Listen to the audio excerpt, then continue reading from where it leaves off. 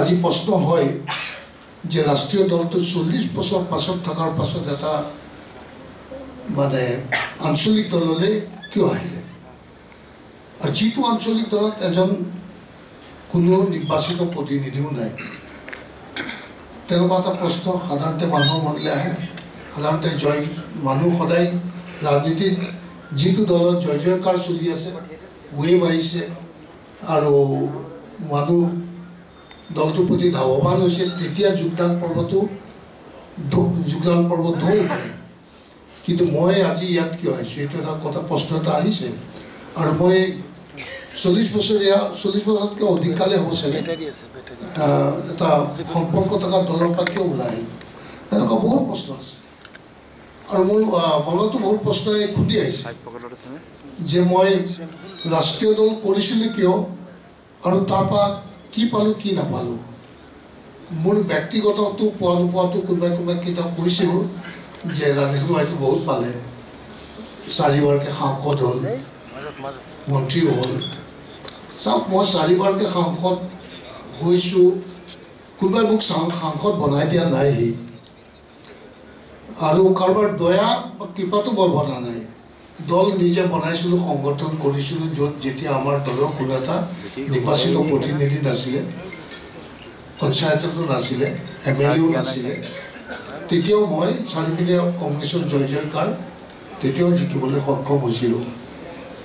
এইটো আছিল দলটোৰ আদৰ্শ দলটোৰ আদৰ্শ ভাল বুলি ভাবি বহু মানুহে হয়তো ভোট দি আগুৱাই লৈ গৈছিলে আৰু বেছিভাগ সময় আমি বিৰোধিতা থাকিলোঁ তাৰপিছত যেনিবা বাজপেয়ীৰ দিনত অলপ পাইছিলোঁ তেখেতৰ চৰকাৰৰ দিনত আৰু এইপিনে ইয়াত পাইছিলোঁ আমাৰ মোদীজীৰ দিনত বা যি নহওক এইখিনি পালোঁ মই কিন্তু মোৰ পোৱাটো তেওঁলোকে বহুত দেখা পাইছে কিন্তু আমি যদি অন্যসকলে ইতিহাস চাওঁ ৰাজনৈতিক ইতিহাস তেওঁলোকৰতো ক্ষুধা শেষেই নহয় কিন্তু মই আজি ক্ষুধা পূৰাবলৈ অহা নাই মোৰ ৰাজনৈতিক অভিলাষ বা মানে কি বুলি কয় মানে মোৰ উচ্চাকাংক্ষা পূৰণ কৰিবলৈ ইয়াত অহা নাই মই এটা আদৰ্শৰ প্ৰতি সন্মতি জনাইহে আহিছোঁ ইয়ালৈ দেখা পালোঁ যে মানে আজিও মই ক'ম যে মই এইটো দলত যোগদান কৰিবলৈ আহিছোঁ কিন্তু এইটো ভয় নাখাব যে মই মোৰ মানুহখিনিক আগভাগ দিলেহে মই থাকিম বা এনেকুৱা কণ্ডিশ্যন মই একো দিয়া নাই আৰু লোকক আমাৰ কথা হ'ল কি আমি সকলোৱে মিলিজুলি থাকিব লাগিব মিলিয়ে কাম কৰিব লাগিব মই দেখিছোঁ ক'ৰবাত আমাৰ জিলা কমিটি আছে হৈছে তেওঁলোক আহিছেও তেতিয়া মই ভাবিছোঁ আৰেতো একেবাৰে নাই বুলিতো ক'ব নোৱাৰে সংগঠনটোতো ক'ৰবাত আছেও জন্ম লৈছে আৰু তেওঁলোক আহিছে তেতিয়া মোৰ মনলৈ প্ৰশ্ন আহিছে যে আমাৰ লগত যিসকল আহিছে তেওঁলোকক সকলোকে মিলাই জুলাই কৰি আমি আকৌ এখন হয়তো কমিটি চমিটি ক'ৰবাত বনাব লাগিব কিয়নো কিছুমান কৰ্মীৰ বৰ ডাঙৰ হেৰি থাকে কেপাচিটি থাকে তেওঁলোকে এটা কৰ্মীয়ে বহুত ডাঙৰ এলেকা কভাৰ কৰি পেলাই তেওঁলোকে সংগঠন বনাব পাৰে বা যি নহওক এতিয়া আমাৰ কথা হ'ল কি আমি এই যে মই ৰাষ্ট্ৰীয় দলটোৰ বহুত বিসংগতি দেখা পালোঁ যি সব বিসংগতি মই আজি ইয়াত ক'লে বহুত দীঘলীয়া হ'ব যি কি নহওক তাৰ মোৰ মনলৈ আহিলে আমাৰ অসমখনতো আমাৰ বহুতো জাতি জনগোষ্ঠী আছে যেনে আমাৰ লুৰিণে কৈ গৈছে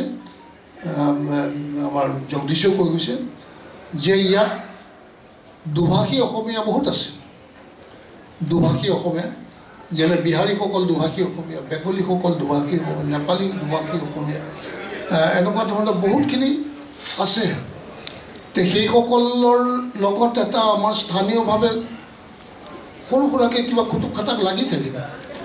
আৰু যিটোৱে আমাৰ ইটোৰ পৰা সিটোক আঁতৰাই ৰাখে যাৰ কাৰণে আমি অসম হিচাপে শক্তিশালী ৰূপত আহিব নোৱাৰোঁ এই ভেদাভেদটো বা অকণমান সংঘাতে আমাক শক্তিশালী হোৱাত ক'ৰবাত যেন বাধা আৰোপ কৰিছে তো মই ভাবিলোঁ যদি আমি যদি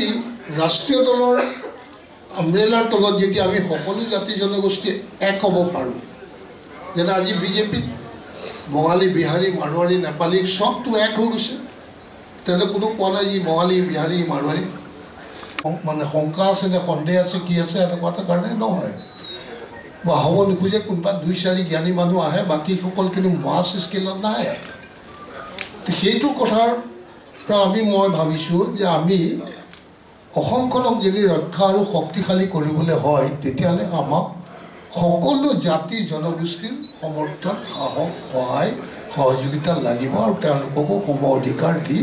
আমি অসমখনক আগুৱাই লৈ যাব লাগিব ইয়াত বসবাস যিমান চব বিহাৰী মানুহ আছে তেওঁলোকৰ জেনেৰেশ্যন আফটাৰ জেনেৰেশ্যন ইয়াতে বসবাস কৰিছে বেংগলী মানুহৰ জেনেৰেশ্যন আফটাৰ জেনেৰেশ্যনে আছে কিছুমান স্বাধীনতাৰ আগৰো বহুত বঙালী মানুহ আছে কিন্তু ক'ৰবাত মানে কেন্দ্ৰীয় চৰকাৰ নিবিচাৰে যে এই বিভিন্ন জাতি জনগোষ্ঠীৰ মাজত যাতে সমন্বয় সৃষ্টি হওক সেইটো কেন্দ্ৰই নিবিচাৰে